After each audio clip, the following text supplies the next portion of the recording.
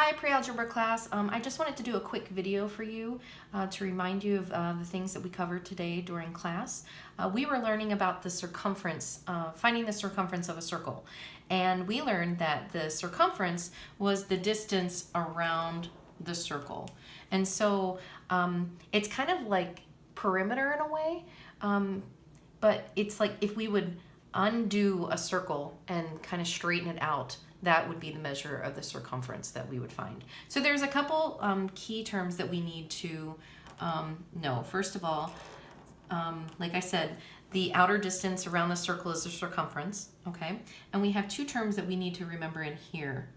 The first one is the radius. It's from a point in the center to any point at the edge of the circle, okay? And so this is called a radius.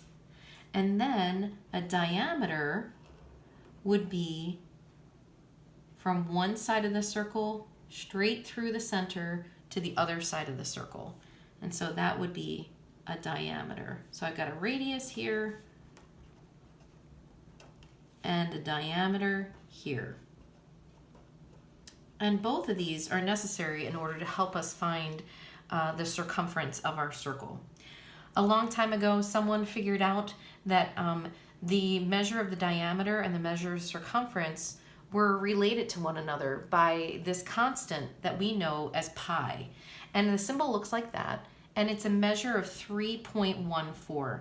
So anytime you would divide the circumference by the diameter, then you would end up with this number 3.14. It's just a constant, it doesn't change. So anytime you see this symbol, we're going to replace it with the number 3.14. In class today, we talked about a formula for finding the circumference, and we identified that the formula for finding the circumference was circumference, or C, equals pi, that 3.14, times the diameter. Okay, so if you remember that from earlier today, but then we also made another formula based on our understanding of a radius. And we were saying that circumference, if we took that radius and multiplied it by 2, here's a radius, here's a radius, we have 2 radii there, then that would be the same thing as a diameter. And so we said that circumference would be 2 times the radius, which would be the diameter, these two are the same, times pi. So all these would be multiplied together as our second formula. But you don't typically see it that way. When people write this formula, we use the commutative property and we kind of move these symbols around.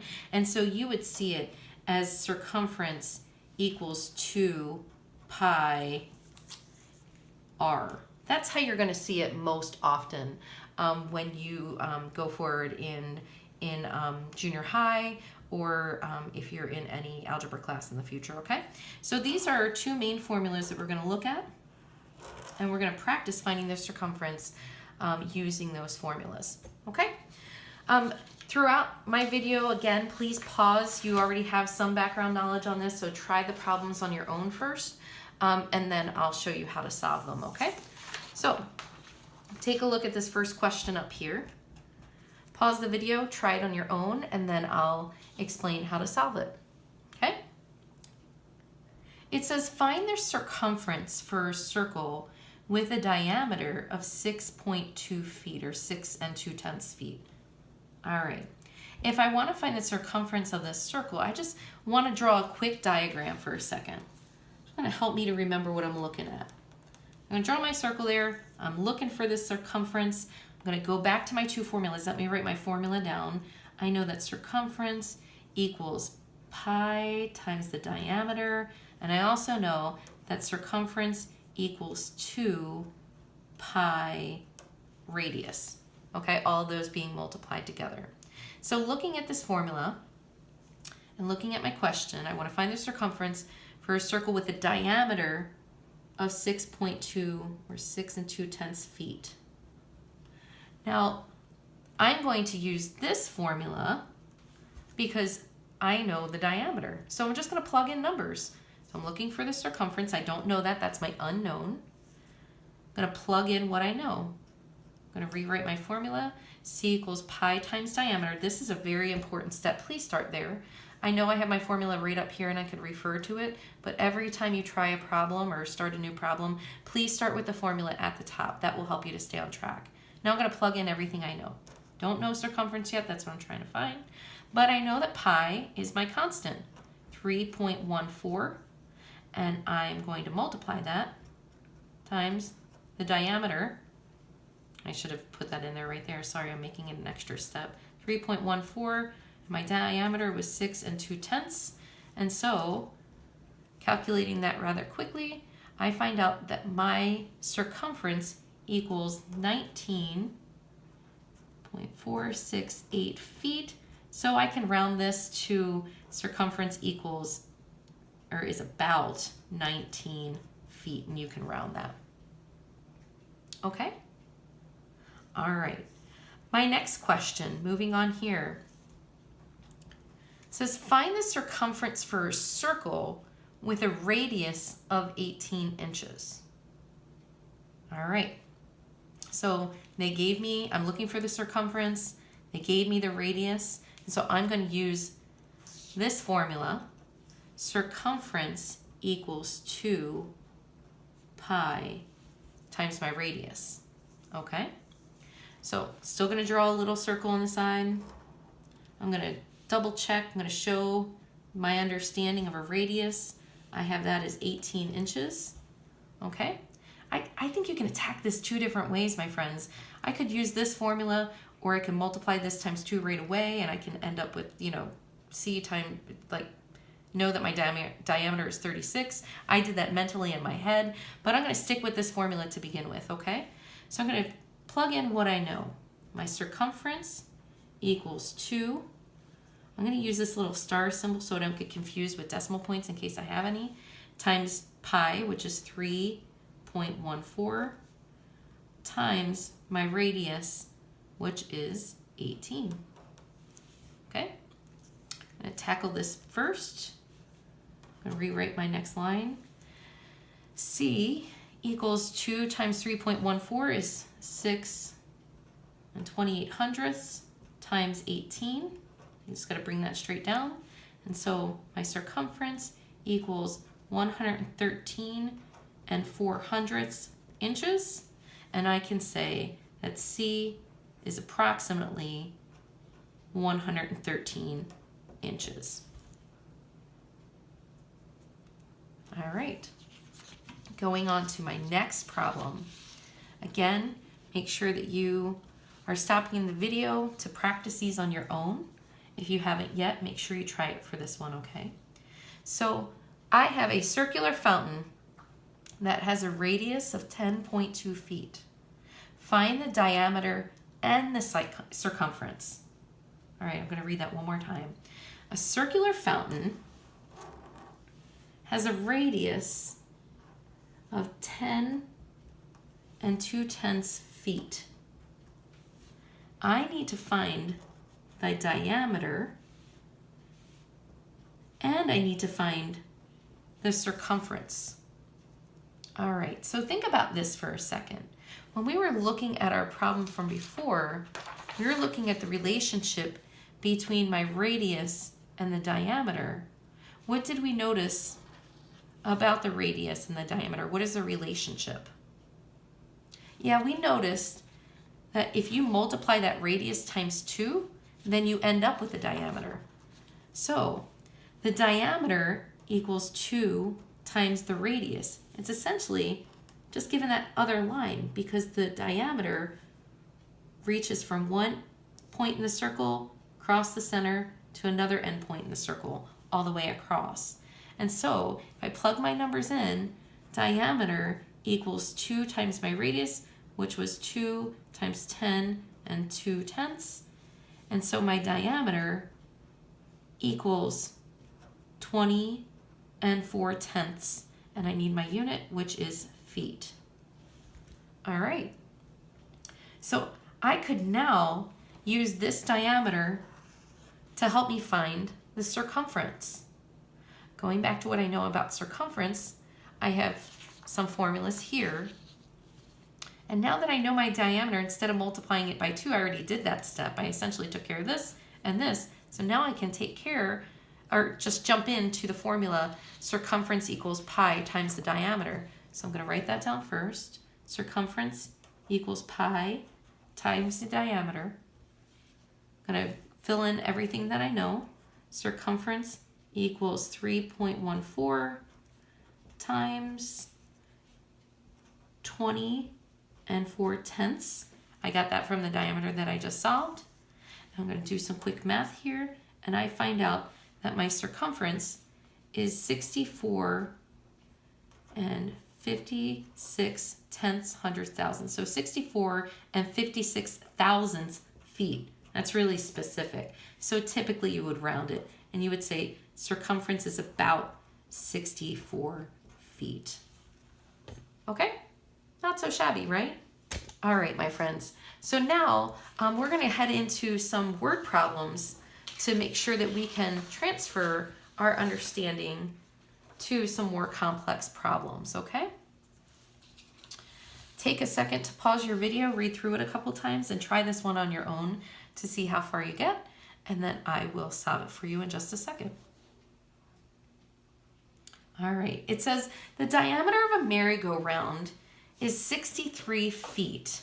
I'm going to draw it to understand it as soon as, I'm going to break it apart part by part. So the diameter of a merry-go-round, I know diameter goes all the way across the center and it reaches 2 endpoints, is 63 feet. The merry-go-round makes 8 revolutions per ride.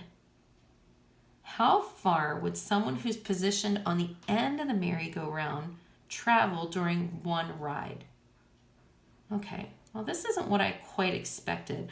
I'm going to write an answer statement first that turns my question into a statement so I make sure that I answer the right thing.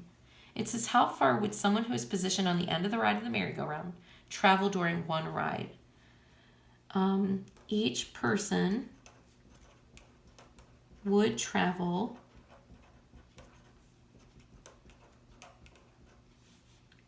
blank feet. I got that from up here, right? I know my units are feet. Each person would travel blank feet per ride on the merry-go-round.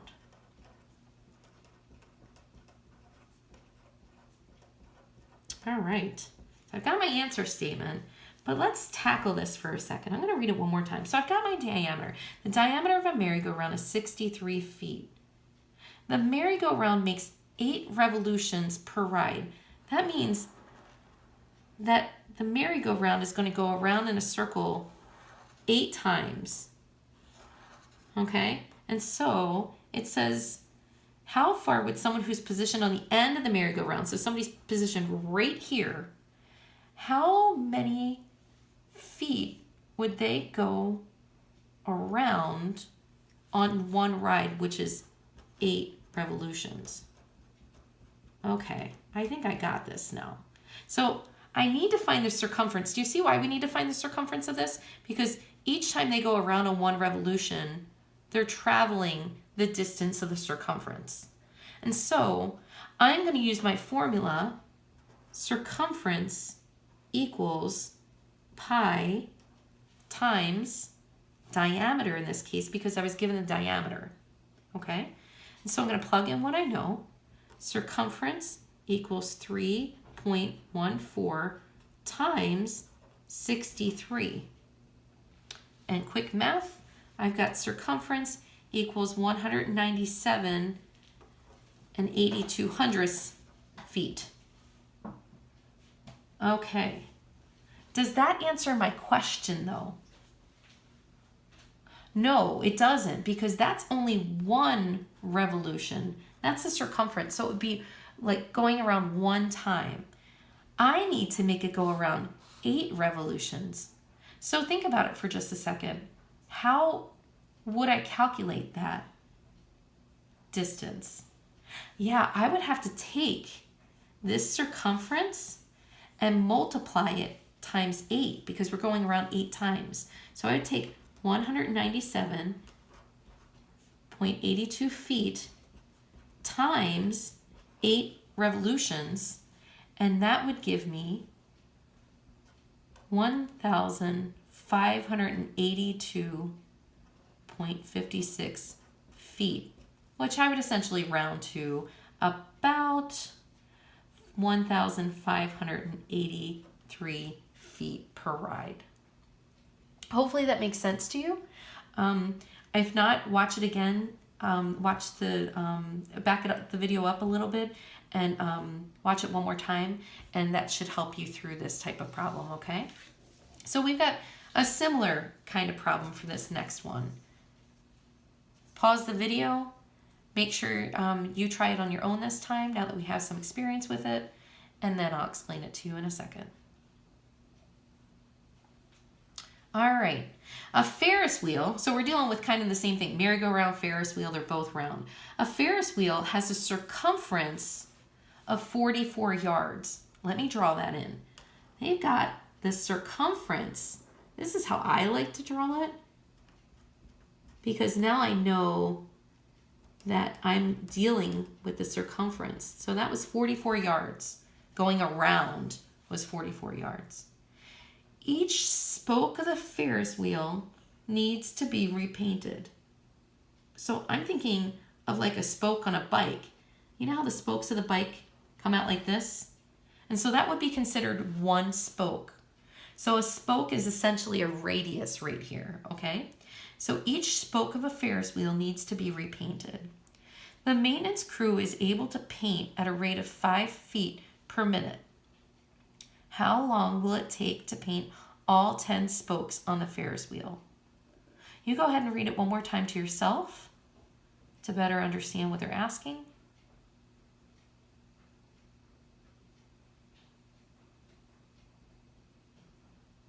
Okay, so the Ferris wheel has a circumference of 44 yards, which we have.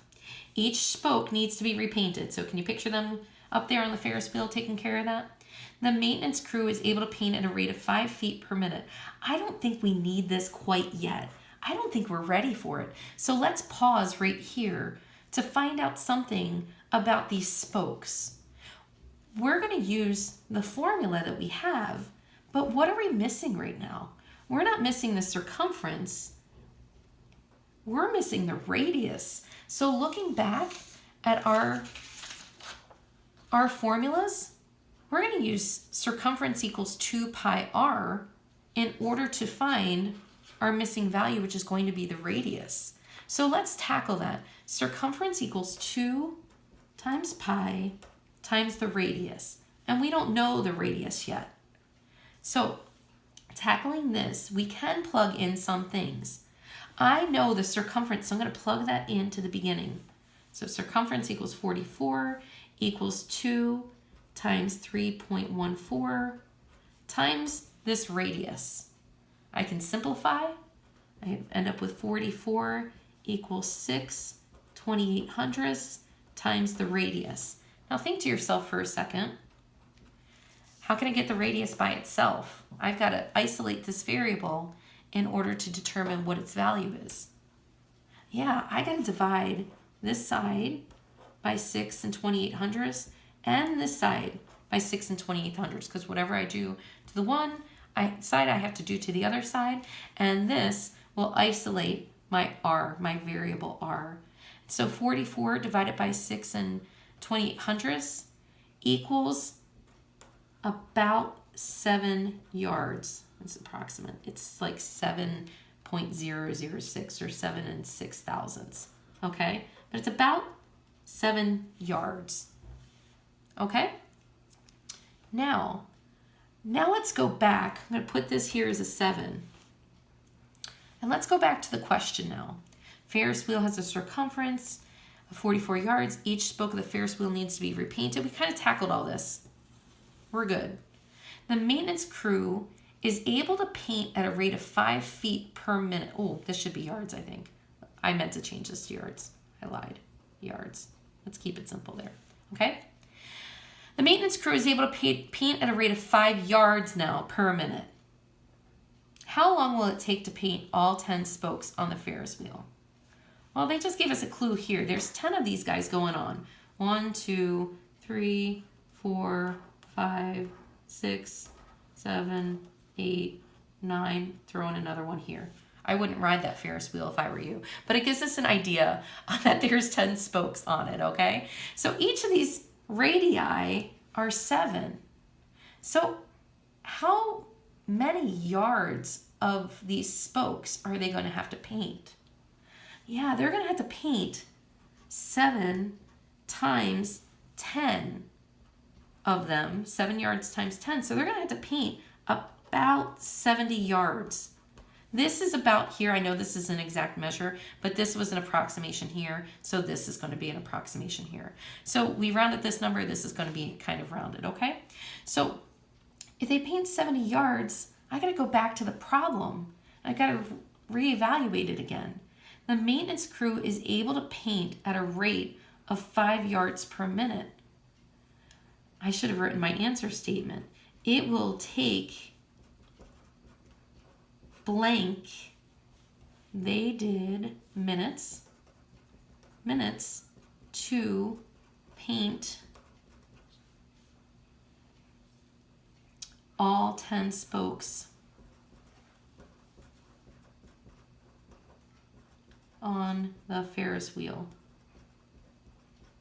Okay, so I've got 70 yards.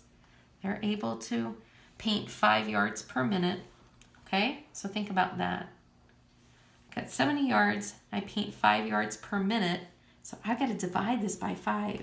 70 yards divided by 5 yards a minute is going to give me 14. So it will take them 14 minutes to paint all 10 spokes on the wheel. They are lightning fast. It must be a crew. So I can't imagine that this would be a real life situation. It does seem that it's unreasonable in this case, but checking all of my math here, it is correct. It's just it must be a crew or something like that that's going to take care of this and knock it all out at the same time, okay? So my friends, based off of this, we found the distance of the radius right here, the length of the radius here. We used that to calculate how long each spoke was. We realized that there were 10 spokes, and then we found out that a total of 70 yards for all of 10 spokes. And then we're like, okay, they're going to complete each of those, or be able to paint 5 yards per minute, and so that's going to take them 14 minutes to be able to paint all of them, okay? Be sure to ask me tomorrow if you have any questions on any of these problems, if you got stuck. If not, then you are ready to go for the next chapter. Let me know tomorrow how it went. And if you come in tomorrow and tell me that the rain in Spain falls mainly in the plains, then you will be able to get some extra credit for watching this video. Take care. Have a great night, guys. Bye-bye.